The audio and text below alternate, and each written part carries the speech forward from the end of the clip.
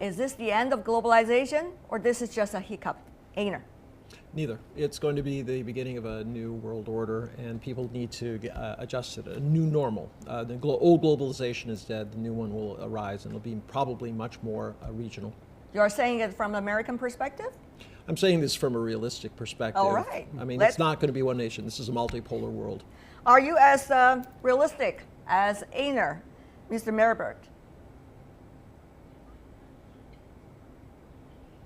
Mr. Dieter?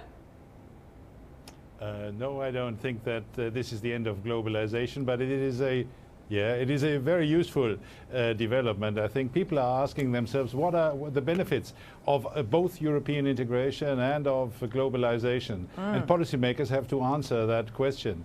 When they are not able to do that, people are looking for alternatives, which they have currently been doing in Britain as much as in the United States of America. And as you said, next year, or this year rather, it's 2017 already, this year will be very interesting in France and in Italy and in Germany too. Interesting is an interesting word. I would say very challenging as well. Global trade, for example, has been having the sharpest decline since the year 2008 financial crisis. Take a look at this. According to the World Trade Statistical Review released by WTO in 2016, global trade growth stayed sluggish in the year 2015, with the volume of world trade growing by 2.7%, only roughly in line with global GDP growth of 2.4%. Prior to 2008 crisis, global trade growth had, for several decades, maintained a pace double that of global economic growth. But since 2010, global trade expanded only the same pace as the world economy, and now it is even slower. Mr. Zhang, you tell me what's going on here.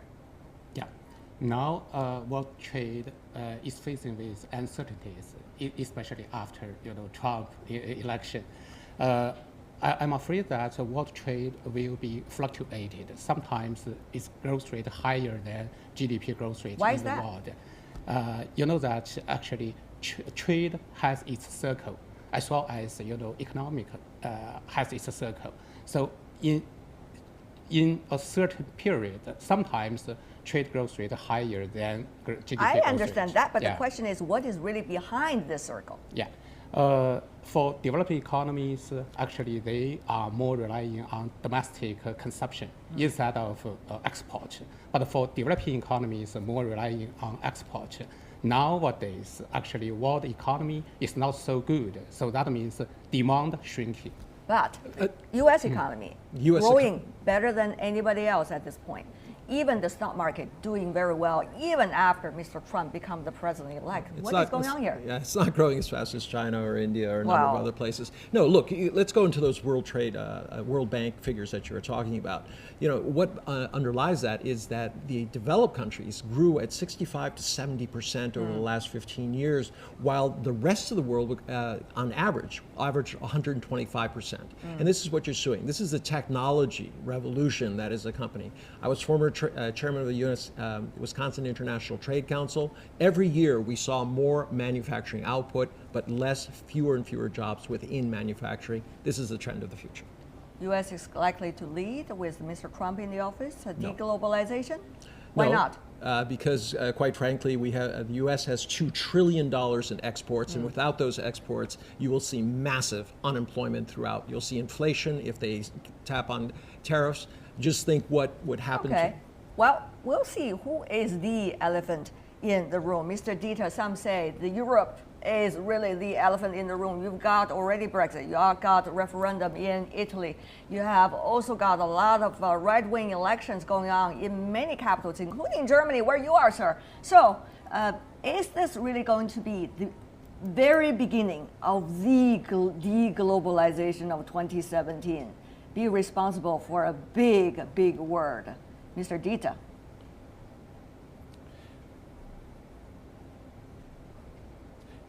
Yeah, no, I do think it is not going to be the beginning of deglobalization, but a different form of globalization. People want choice. They want to be taken seriously. They want to be provided with alternatives. The same applies to Europe as it does for globalization. In Europe, people are told that there is no alternative to European integration, that there is no alternative to the deep integration that we are envisaging, and people are saying, no, it doesn't work for me. say. I live in the north of England. It doesn't work for me. I want to have a say in the future of my country. Mrs. May said that in the beginning. So it's about globalization a la carte or tailor-made globalization. And it's not about the 1930s, about a return to hostile blocs that don't do trade with each other. Let me just say one word on those statistics that you mentioned. They are a little bit blurred because raw material prices were very low in recent years and were very high prior to the financial crisis. So oil was at $150 a barrel and it's now at 50 and was at 25. Well, I mean, Mr. Dieter, you know there are a lot of points that we can point to as to why we are here today, but I really love your romantic word, which is globalization à la carte. Let's go back to Mr. Zhang here in Beijing. Really, it's not deglobalization. It's not at all anti-globalization. It's just, you know, a better version of a more tailor-made globalization. Mr. Zhang, from China's perspective? I think globalization still will be the trend, but deglobalization will be a phenomenon. Putting the theories aside, what are backing what you just said?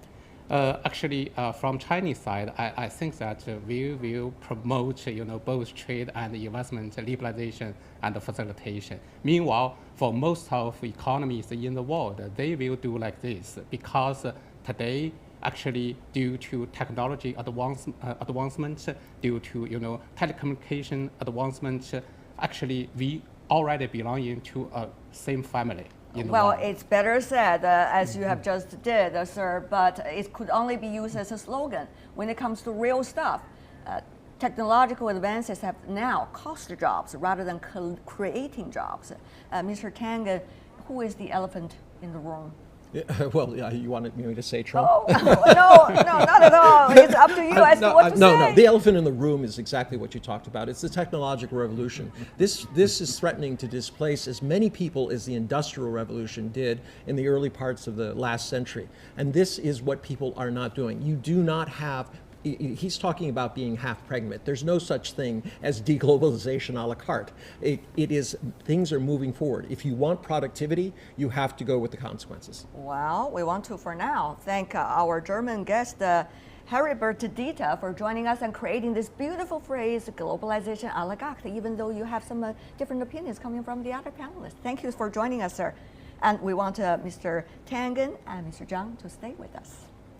Well, many assume that deglobalization is already in full swing. We still see many regional cooperations gathering greater momentum in their development. The One Belt, One Road initiative proposed by China has attracted massive investment, and more partners are joining this project. ASEAN also contributed much to the integration of Southeast Asia's trade, culture, and political cooperation under regional organizations, including APEC and RCEP, also include more geopolitical entities on security and trade issues. So we want to go on with our discussion about this, but before that, we do want you to hear some important words coming from China. China is a key member of all regional mechanisms and holds an optimistic outlook for the year 2017. It looks to foster more friendship worldwide. That's at least what the Chinese Foreign Minister Wang Yi expects for the year ahead. Listen. China's circle of friends is not a circle of allies. We do not draw lines by ideology or social system. We never create imaginary enemies and do not seek for confrontation. Instead, China is open to all countries in the world. If we share common views and goals, we are surely friends. If we have differences, we can still become friends. Any country can become China's friend, as long as we have mutual respect and equal treatment towards each other, as well as win-win cooperation. That's words coming from the Foreign Minister of China, Mr. Wang Yi. Once again, we want to go to another discussion about this. Tangen, Mr. Tangen with us, and also Mr. Zhang. Meanwhile, joining us in Singapore, Lim Tai Wei, who is the Adjunct Research Fellow at the National University of Singapore. Welcome.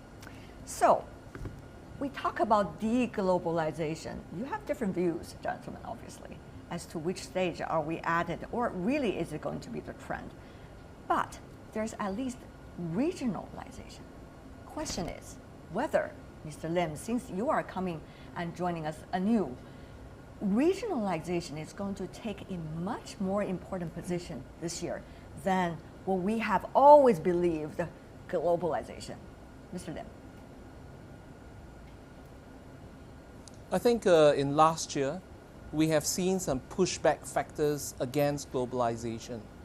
Those pushback factors were mainly centered on the US and also in Europe. Currently, it does not seem that it has infected East Asia yet.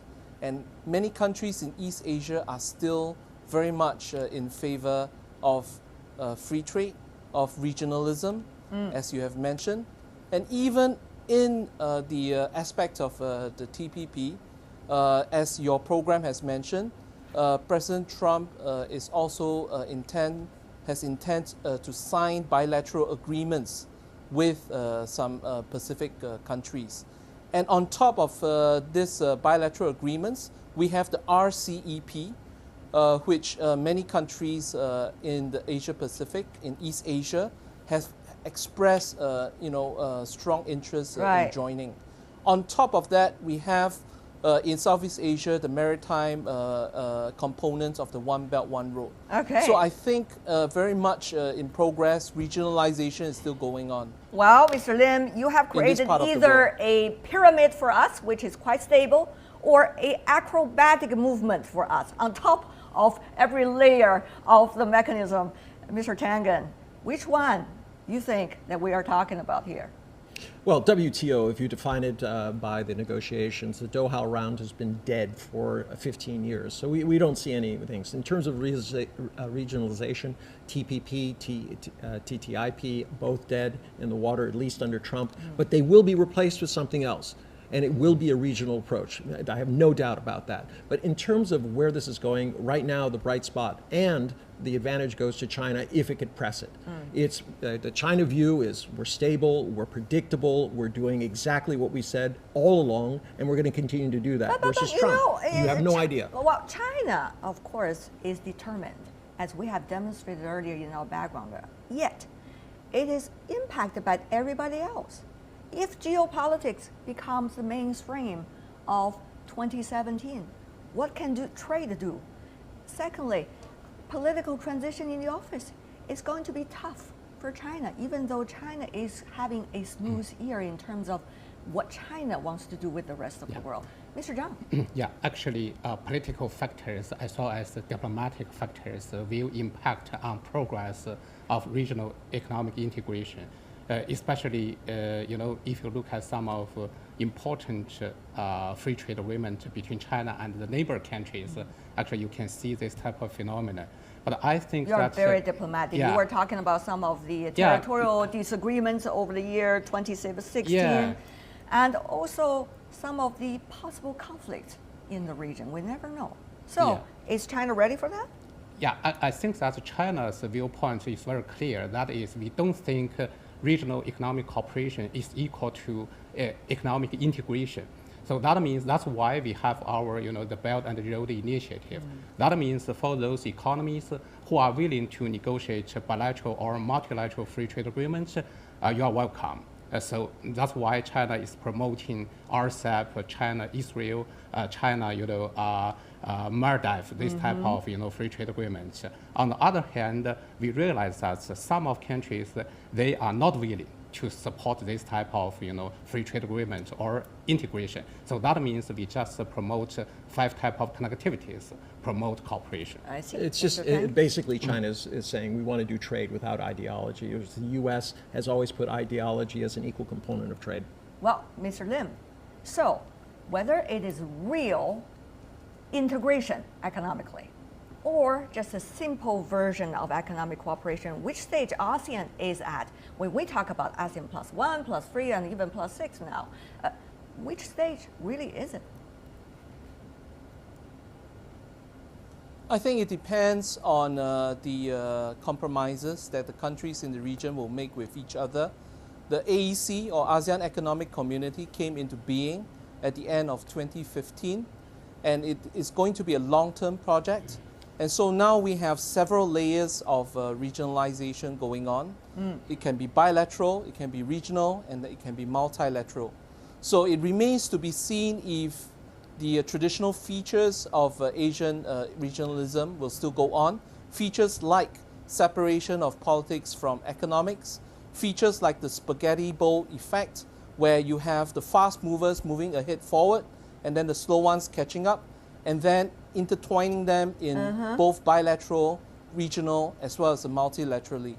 So it remains to be seen if such features are sustainable. I think it's very clear. There's a very sharp choice here between going forward with a stable entity or going into the unknown. ASEAN cannot continue unless global trade continues. Everything that's gone forward up to now for the last 15 years depends on having a stable economic bloc, and that means going beyond this All current right, situation. and final word, I want to go to you, Mr. Zhang. Is regionalization going to function without real globalization? Also, another critical issue, which is what kinds of regionalization are we going to see? Really political, geopolitical, or real trade and economic? Which one is going to be the most important one? I do believe that globalization will continue to play a role. For example, actually for those transnational corporations, they already set up their global value chain. In the future, they will chase green global value chain. So that will be the mainstream. Meanwhile, so a lot of countries, including developing economies, could be involved in. Of course, there will be many barriers. There will be many fighting each other between developing economies and developed economies. So that will depend on our thinking ways. Depends on our cooperation.